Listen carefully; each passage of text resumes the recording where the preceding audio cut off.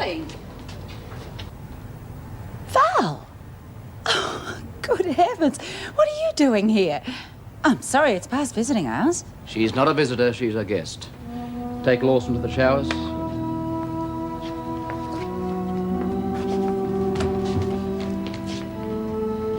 Left? Yeah. So, how have you been? Fine. Knew each other years ago. Oh, you've no idea what a relief it is to find you here. I'm scared stiff. Well, you haven't got long. You should be all right. Would you like me to take over, Mrs. Powell? No, thank you. I'll take her through the showers and then to the other women. Fine.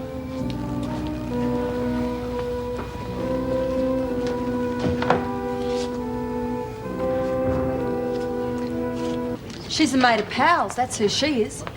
A screws mate, eh? Colin and I knew each other ages ago. Sounds like you had the sense to let that friendship slip.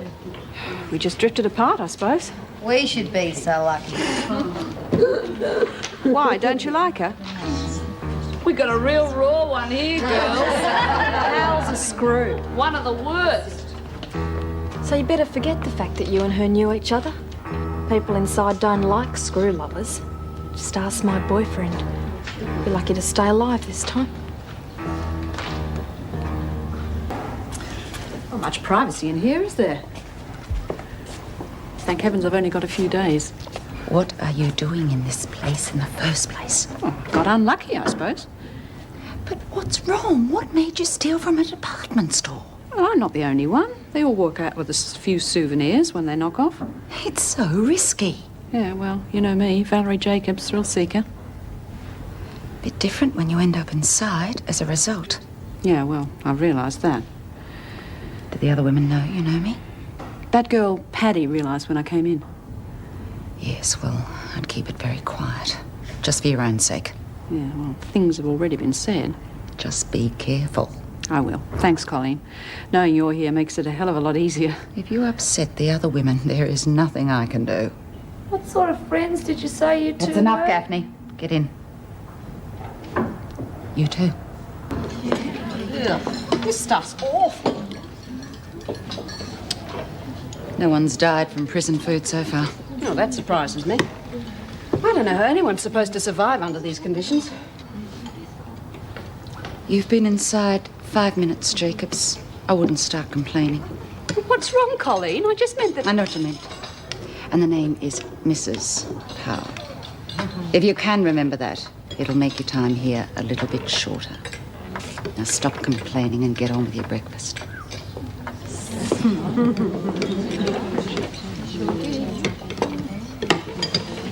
I laugh. Seems as though your old mate's forgotten what buddies you used to be. Yeah, it does, doesn't it? Oh, yeah, well, remember, in here, a screw's a screw. We're only the prisoners. You're one of us now. Well, I thought having a friend inside would be an advantage. Oh, not in here. You stick with us and then you'll be all right. I'll spread the word around that they're to lay off you. Well, I was wondering if you could do me a favour. Like what? I suppose you've heard the women talking about the fire at Wentworth. Yeah, a little. They usually shut up about it if I'm around. Oh, well, you'll be hearing a lot more about it. There are 2 women you haven't met yet, B. Smith and Chrissy Latham. Oh, that Mr. Carlson said they were in solitary. Yes, they are, but they're coming out this afternoon. We know that they're involved. However, there's also a 3rd person involved, and we don't know who that is. And you want me to find out? That and anything else the police might find useful. If you're discreet, the women needn't know anything about it. I don't know what sort of a spy I'll make. Then you'll do it. Yeah, all right. Thanks.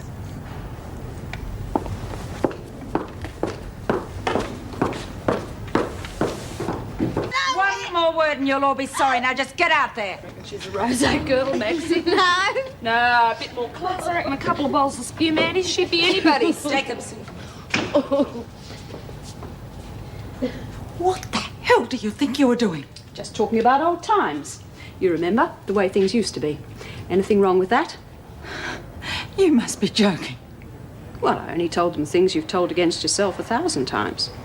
To other friends, for God's sakes, not a bunch of prisoners. Oh, so what? At least they think you're human now, which is more than they did when I first walked in. Oh, you idiot. They will use that information against me the first chance they get. I don't think trapping Patrick in the Never Never and having to duck behind a bush is going to do a lot of harm. That is hardly the point, and you know it.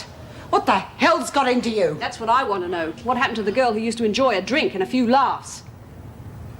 She became a prison officer. And a bloody good one, too. Oh, don't give me that. Oh, I know it's a tough job, but don't tell me it's taken all the life out of you. Well, what do you think working in a place like this does to you? Well, then get out, Colleen, get out. I happen to think it's a very important job.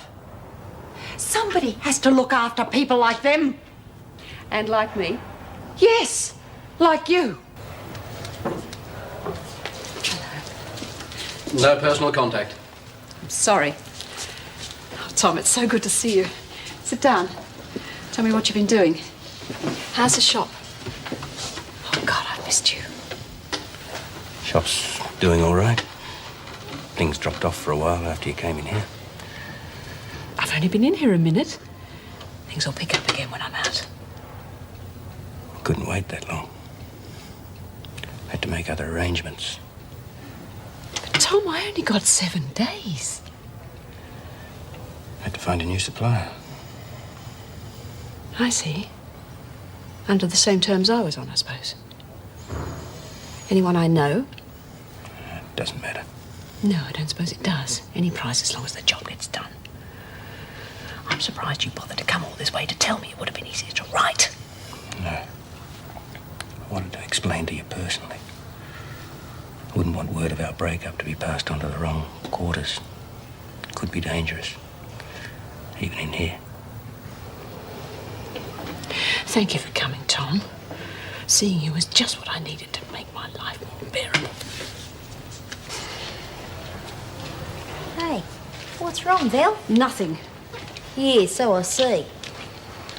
Something went wrong with your visit today, didn't it? How'd you work that out? Oh, well, I'm not blind. I could tell as soon as you came back. Well, it's my boyfriend. Well, my ex-boyfriend now. Seems he's got no use for me anymore. Same old story. The maddening thing is, it's because of him that I'm in here in the first place. Yeah? Why? Oh, I used to work in a department store, knock things off for Tom to sell in his shop. God, when I think about it, he must have made thousands out of me through the years. Not to mention the home comforts. Typical. And I suppose that's how you got nicked. Eventually. Oh, they only caught me with a bit of stuff, but it was enough to put me in here for a while. Can't see anyone taking me on with a record. Tom was smart enough to work that out, too. Bastard even threatened me if I said anything. What a maggot after all you've done for him. Do I have to stand here waiting for you two all night? Come on, it's time for lockup. Just going, Mrs. Pell. How long were you standing there? Too long. Get your things and get back to your cell.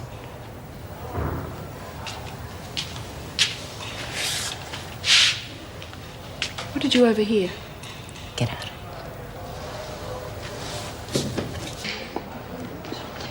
Jacobs, Yes, Miss Pell. come with me. You're being processed out. Fantastic. Hey, I bet you never had a nicer order. Good luck, love. Come on, I haven't got all day. Oh, gee. It's been nice knowing you, Val. Yeah, it's not often we get to hear real hot stories about our mates. I'm coming. Bye, everyone. Colleen, Mrs. Powell, Yes? I want to thank you. I mean, you must have overheard Maxine and me talking about Tom and the shop. I'd rather not discuss it. But I can't just leave without saying anything. I mean, you could have made things very hard for me. True. I was sure you'd put your job first, dob me in. I guess our friendship must have meant something after all. No. No, don't flatter yourself. Just try and stay out of trouble in the future. Oh, I will. I've made a lot of mistakes in my life, haven't I? Funny, isn't it? I used to think I was happy, but what have I got to show for it? A conviction and a guy who dumped me. Lucky you. You've got 2 kids and a husband who loves you very much. It must be good to feel secure.